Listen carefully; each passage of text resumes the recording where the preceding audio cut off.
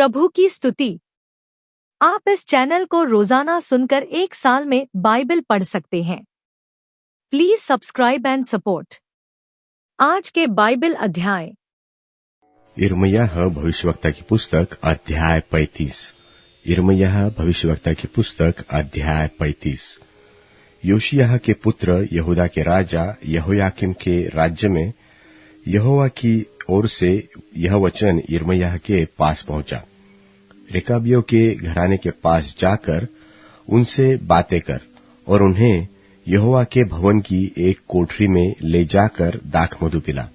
तब मैंने याजन्याह जो हबसीन्याह का पोता और यिर्मयाह का पुत्र था और उसके भाइयों और सब पुत्रों को निदान रेकाबियों के सारे घराने को साथ लिया और मैं उनको परमेश्वर के भवन में इगदल्याह के पुत्र हानान जो परमेश्वर का एक जन था उसकी कोठरी में ले आया जो हाकिमों की उस कोठरी के पास थी और शल्लूम के पुत्र डेवड़ी के रखवाले मासेयाह की कोठरी के ऊपर थी। तब मैंने रेकाबियों के घराने को दाखमधु से भरे हुए हंडे और कटोरे देकर कहा, दाखमधु पियो। उन्होंने कहा, हम दाखमधु न पिएंगे, क्योंकि रेकाब के पुत्र योनादाब ने जो हमारा पुरखा था हमको यह आज्ञा दी थी कि तुम कभी दाखमधु न पीना, न तुम न तुम्हारे पुत्र, न घर बनाना, न बीज बोना, न दाख की बारी लगाना और न उनके अधिकारी होना, परंतु जीवन भर तंबू ही में रहना, जिससे जिस देश में तुम परदेशी हो उसमें बहुत दिन तक जीते रहो। इसलिए हम रेकाब के पुत्र अपने पुरखा योनादाब की बात मानकर उसकी सारी आज्ञाओं के अनुसार चलते हैं। न हम और न हमारी स्त्रियां व पुत्र पुत्रियां कभी दाखमधु पीते हैं और न हम घर बनाकर उनमें रहते हैं। हम न दाख की बारी, न खेत और न बीज रखते हैं। हम तंबुओं में ही रह करते हैं और अपने पुरखा योनादाब की बात मानकर उसकी सारी आज्ञाओं के अनुसार काम करते हैं। परंतु जब बाबुल के राजा नबूखदनेस्सर ने इस देश पर चढ़ाई की, तब हमने कहा, चलो कसदियों और अरामियों के दलों के डर के मारे यरूशलेम में जाए। इस कारण हम अब यरूशलेम में रहते हैं। तब यहोवा का यह वचन यिर्मयाह के पास पहुंचा। इस्राएल का परमेश्वर सेनाओं का यहोवा यो कहता है कि जाकर यहूदा देश के लोगों और यरूशलेम नगर के निवासियों से यह कह, यहोवा की यह वाणी है, क्या तुम शिक्षा मानकर मेरी न सुनोगे? देखो, रेकाब के पुत्र योनादाब ने जो आज्ञा अपने वंश को दी थी, तुम दाखमधु न पीना, सो तो मानी गई है। यहाँ तक कि आज के दिन भी वे लोग कुछ नहीं पीते। वे अपने पुरखा की आज्ञा मानते हैं। पर यद्यपि मैं तुमसे बड़े यत्न से कहता आया हूं, तो भी तुमने मेरी नहीं सुनी। मैं तुम्हारे पास अपने सारे दास नबियों को बड़ा यत्न करके यह कहने को भेजा आया हूं कि अपनी बुरी चाल चलन से फिरो और अपने काम सुधारो और दूसरे देवताओं के पीछे जाकर उनकी उपासना मत करो। तब तुम इस देश में जो मैंने तुम्हारे पितरों को दिया था और तुमको भी दिया है बसने पाओगे। पर तुमने मेरी ओर कान नहीं लगाया, न मेरी सुनी। देखो, रेकाब के पुत्र योनादाब के वंश ने तो अपने पुरखा की आज्ञा को मान लिया, पर तुमने मेरी नहीं सुनी। इसलिए सेनाओं का परमेश्वर यहोवा जो इस्राएल का परमेश्वर है यो कहता है कि देखो, यहूदा देश और यरूशलेम नगर के सारे निवासियों पर जितनी विपत्ति डालने की मैंने चर्चा की है वह उन पर अब डालूंगा, क्योंकि मैंने उनको सुनाया पर उन्होंने नहीं सुना, मैंने उनको बुलाया पर उन्होंने उत्तर न दिया।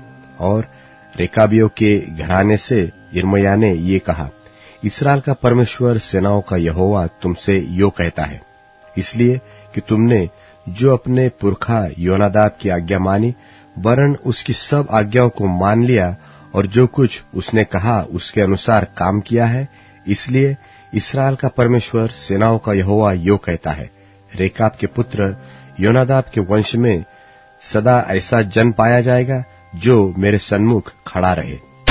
यिर्मयाह भविष्यवक्ता की पुस्तक अध्याय 36। यिर्मयाह भविष्यवक्ता की पुस्तक अध्याय 36। फिर योशिय्याह के पुत्र यहूदा के राजा यहोयाकीम के राज्य के चौथे बरस में यहोवा की ओर से यह वचन यिर्मयाह के पास पहुंचा। एक पुस्तक लेकर जितने वचन मैंने तुझसे योशिय्याह के दिनों से लेकर अर्थात जब मैं तुझसे बातें करने लगा उस समय से आज के दिन तक इस्राएल और यहूदा और सब जातियों के विषय में कहे हैं, सबको उसमें लिख। क्या जाने यहूदा का घराना उस सारी विपत्ति का समाचार सुनकर जो मैंने उन पर डालने की कल्पना की है अपनी बुरी चाल से फिरे और मैं उनके अधर्म और पाप को क्षमा करूं।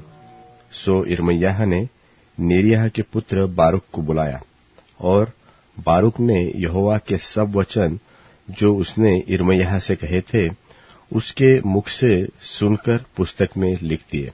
फिर यिर्मयाह ने बारूक को आज्ञा दी और कहा, मैं तो बंधा हुआ हूं, मैं यहोवा के भवन में नहीं जा सकता। सो तू उपवास के दिन यहोवा के भवन में जाकर उसके जो वचन तूने मुझसे सुनकर लिखे हैं पुस्तक में से लोगों को पढ़कर सुनाना, और जितने यहूदी लोग अपने अपने नगरों से आएंगे उनको भी पढ़कर सुनाना। क्या जाने वे यहोवा से गिड़गिड़ाकर प्रार्थना करें और अपनी अपनी बुरी चाल से फिरे, क्योंकि जो क्रोध और जलजलाहट यहोवा ने अपनी इस प्रजा पर भड़काने को कहा है वह बड़ी है। यिर्मयाह भविष्यवक्ता की इस आज्ञा के अनुसार नेरिय्याह के पुत्र बारूक ने यहोवा के भवन में उस पुस्तक में से उसके वचन पढ़कर सुनाए। और योशिय्याह के पुत्र यहूदा के राजा यहोयाकीम के राज्य के 5वें बरस के 9वें महीने में यरूशलेम में जितने लोग थे और यहूदा के नगरों से जितने लोग यरूशलेम में आए थे उन्होंने यहोवा के सामने उपवास करने का प्रचार किया। तब बारूक ने यहोवा के भवन में सब लोगों को शापान के पुत्र गमर्याह जो प्रधान था उसकी कोठरी में जो ऊपर के आंगन में यहोवा के भवन के नए फाटक के पास थी यिर्मयाह के सब वचन पुस्तक में से पढ़ सुनाए। तब शापान के पुत्र गमर्याह के बेटे मिकायाह ने यहोवा के सारे वचन पुस्तक में से सुने और वह राजभवन के प्रधान की कोठरी में उतर गया। और क्या देखा कि वहां एलीशामा प्रधान और शमायाह का पुत्र दलायाह और अबबोर का पुत्र एलनातान और शापान का पुत्र गमर्याह और हनन्याह का पुत्र सिदकिय्याह और सब हाकिम बैठे हुए हैं। और मिकायाह ने जितने वचन उस समय सुने जब बारूक ने पुस्तक में से लोगों को पढ़ सुनाए थे वे सब वर्णन किए। उन्हें सुनकर सब हाकिमों ने यहूदी को जो नतन्याह का पुत्र और शेलेम्याह का पोता और कुशी का परपोता था बारूक के पास भेजा और कहा कि जिस पुस्तक में से तूने सब लोगों को पढ़ सुनाया है उसे अपने हाथ में लेता आ। सो नेरिय्याह का पुत्र बारूक वह पुस्तक हाथ में लिए उनके पास आया। तब उन्होंने उससे कहा, अब बैठ जा और हमें यह पढ़कर सुना। तब बारूक ने उनको पढ़कर सुना दिया। जब वे उन सब वचनों को सुन चुके तब थरथराते हुए एक दूसरे को देखने लगे और उन्होंने बारूक से कहा, हम निश्चय राजा से इन सब वचनों का वर्णन करेंगे। फिर उन्होंने बारूक से कहा, हमसे कह, क्या तूने ये सब वचन उसके मुख से सुनकर लिखे? बारूक ने उनसे कहा, वह ये सब वचन अपने मुख से मुझे सुनाता गया और मैं इन्हें पुस्तक में स्याही से लिखता गया। तब हाकिमों ने बारूक से कहा, जा तू अपने आप को और यिर्मयाह को छिपा और कोई न जानने पाए कि तुम कहाँ हो। तब वे पुस्तक को एलीशामा प्रधान की कोठरी में रखकर राजा के पास आंगन में आए और राजा को वे सब वचन कह सुनाए। तब राजा ने यहूदी को पुस्तक ले आने के लिए भेजा। उसने उसे एलीशामा प्रधान की कोठरी में से लेकर राजा और जो हकीम राजा के पास खड़े थे उनको भी पढ़ सुनाया। राजा शीतकाल के भवन में बैठा हुआ था, क्योंकि 9वां महीना था और उसके सामने अंगीठी जल रही थी। जब यहूदी 3-4 पृष्ठ पढ़ चुका, तब उसने उसे चाकू से काटा और जो आग अंगीठी में थी उसमें फेंक दिया। सो अंगीठी की आग में पूरी पुस्तक जलकर भस्म हो गई, परंतु न कोई डरा और न किसी ने अपने कपड़े फाड़े, अर्थात न तो राजा ने और न उसके कर्मचारियों में से किसी ने ऐसा किया जिन्होंने वे सब वचन सुने थे। एलनातान और दलायाह और गमर्याह ने तो राजा से विनती की थी कि पुस्तक को न जलाए, परंतु उसने उनकी एक न सुनी। और राजा ने राजपुत्र यरहमेल को और अज्रिएल के पुत्र सरायाह को और अब्देल के पुत्र शेलेम्याह को आज्ञा दी कि बारूक लेखक और यिर्मयाह भविष्यवक्ता को पकड़ ले, परंतु यहोवा ने उनको छिपा रखा। जब राजा ने उन वचनों की पुस्तक को जो बारूक ने यिर्मयाह के मुख से सुनकर लिखी थी जला दिया, तब यहोवा का यह वचन यिर्मयाह के पास पहुंचा कि फिर एक और पुस्तक लेकर उसमें यहूदा के राजा यहोयाकीम की जलाई हुई पहली पुस्तक के सब वचन लिख ले।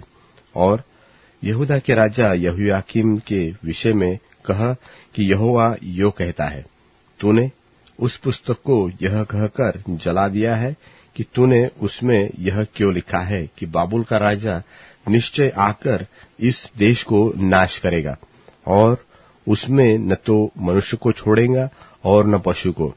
इसलिए यहोवा यहूदा के राजा यहोयाकीम के विषय में यो कहता है कि उसका कोई दाऊद की गद्दी पर विराजमान न रहेगा, और उसकी लोथ ऐसी फेंक दी जाएगी कि दिन को घाम में और रात को पाले में पड़ी रहेगी। और मैं उसको और उसके वंश और कर्मचारियों को उसके और उनके अधर्म का दंड दूंगा, और जितनी विपत्ति मैंने उन पर और यरूशलेम के निवासियों और यहूदा के सब लोगों पर डालने को कहा है, और जिनको उन्होंने सच नहीं माना, उन सबको मैं उन पर डालूंगा। तब यिर्मयाह ने दूसरी पुस्तक लेकर नेरिय्याह के पुत्र बारूक लेखक को दी, और जो पुस्तक यहूदा के राजा यहोयाकीम ने आग में जला दी थी, उसमें के सब वचनों को बारूक ने यिर्मयाह के मुख से सुन-सुनकर उसमें लिख दिया। और उन वचनों में उनके समान और भी बहुत सी बातें बढ़ा दी गई। तीमुथियुस के नाम पौलुस प्रेरित की पहली पत्री, अध्याय 1। पौलुस की ओर से, जो हमारे उद्धारकर्ता परमेश्वर और हमारी आशा स्थान मसीह यीशु की आज्ञा से मसीह यीशु का प्रेरित है, तीमुथियुस के नाम, जो विश्वास में मेरा सच्चा पुत्र है, पिता परमेश्वर और हमारे प्रभु मसीह यीशु से तुझे अनुग्रह और दया और शांति मिलती रहे। जैसे मैंने मकिदुनिया को जाते समय तुझे समझाया था कि इफिसुस में रहकर कितनों को आज्ञा दे कि और प्रकार की शिक्षा न दें, और उन ऐसी कहानियों और अनंत वंशावलियों पर मन न लगाएं जिनसे विवाद होते हैं, और परमेश्वर के उस प्रबंध के अनुसार नहीं जो विश्वास से संबंध रखता है। वैसे ही फिर भी कहता हूं, आज्ञा का सारांश यह है कि शुद्ध मन और अच्छे विवेक और कपट रहित विश्वास से प्रेम उत्पन्न हो। इनको छोड़कर कितने लोग फिरकर बकवाद की ओर भटक गए हैं, और व्यवस्थापक तो होना चाहते हैं, पर जो बातें कहते और जिनको दृढ़ता से बोलते हैं उनको समझते भी नहीं। पर हम जानते हैं कि यदि कोई व्यवस्था को व्यवस्था की रीति पर काम में लाए तो वह भली है, यह जानकर कि व्यवस्था धर्मी जन के लिए नहीं, पर अधर्मियों, निरंकुशों, भक्तिहीनों, पापियों, अपवित्रों और अशुद्धों, माँ बाप के घात करने वालों, हत्यारों, व्यभिचारियों, पुरुषगामियों, मनुष्य के बेचने वालों, झूठों और झूठी शपथ खाने वालों, और इनको छोड़ खरे उपदेशक के सब विरोधियों के लिए ठहराई गई है।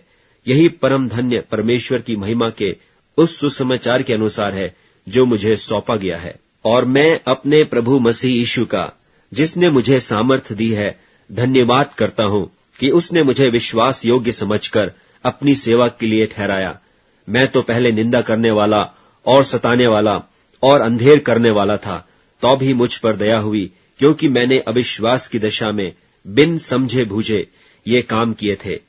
और हमारे प्रभु का अनुग्रह उस विश्वास और प्रेम के साथ जो मसीह यीशु में है बहुतायत से हुआ। यह बात सच और हर प्रकार से मानने की योग्य है कि मसीह यीशु पापियों का उद्धार करने के लिए जगत में आया, जिनमें सबसे बड़ा मैं हूं। पर मुझ पर इसलिए दया हुई कि मुझ सबसे बड़े पापी में यीशु मसीह अपनी पूरी सहनशीलता दिखाए, कि जो लोग उस पर अनंत जीवन के लिए विश्वास करेंगे, उनके लिए मैं एक आदर्श बनूं। अब सनातन राजा अर्थात अविनाशी, अनदेखे अद्वैत परमेश्वर का आदर और महिमा युगानुयुग होती रहे। आमीन। हे पुत्र तिमुथियुस, उन भविष्यवाणियों के अनुसार जो पहले तेरे विषय में की गई थीं, मैं यह आज्ञा सौंपता हूं कि तू उनके अनुसार अच्छी लड़ाई को लड़ता रहे और विश्वास और उस अच्छे विवेक को थामे रहे, जिसे दूर करने के कारण कितनों का विश्वास रूपी जहाज डूब गया। उन्हीं में से हुमनियुस और सिकंदर हैं, जिन्हें मैंने शैतान को सौंप दिया कि वे निंदा करना न सीखें। भजन संहिता अध्याय 110। भजन संहिता अध्याय 110। मेरे प्रभु से यहोवा की वाणी यह है कि तू मेरे दाहिने हाथ बैठ, जब तक मैं तेरे शत्रुओं को तेरे चरणों की चौकी न कर दूं। तेरे पराक्रम का राजदंड यहोवा सिय्योन से बढ़ाएगा। तू अपने शत्रुओं के बीच में शासन कर। तेरी प्रजा के लोग तेरे पराक्रम के दिन स्वेच्छा बलि बनते हैं। तेरे जवान लोग पवित्रता से शोभायमान और भोर के गर्भ से जन्मी हुई ओस के समान तेरे पास है। यहोवा ने शपथ खाई और न पछताएगा कि तू मलकीसिदक की रीति पर सर्वदा का याजक है। प्रभु तेरी दाहिनी ओर होकर अपने क्रोध के दिन राजाओं को चूर कर देगा। वह जाति जाति के न्याय चुकाएगा। रणभूमि लोथों से भर जाएगी। वह लंबे चौड़े देश के प्रधान को चूर चूर कर देगा। वह मार्ग में चलता हुआ नदी का जल पिएगा। इस कारण वह सिर को ऊंचा करेगा। अब Amazon music, tune in, Spotify और YouTube म्यूजिक में उपलब्ध है। Please follow it.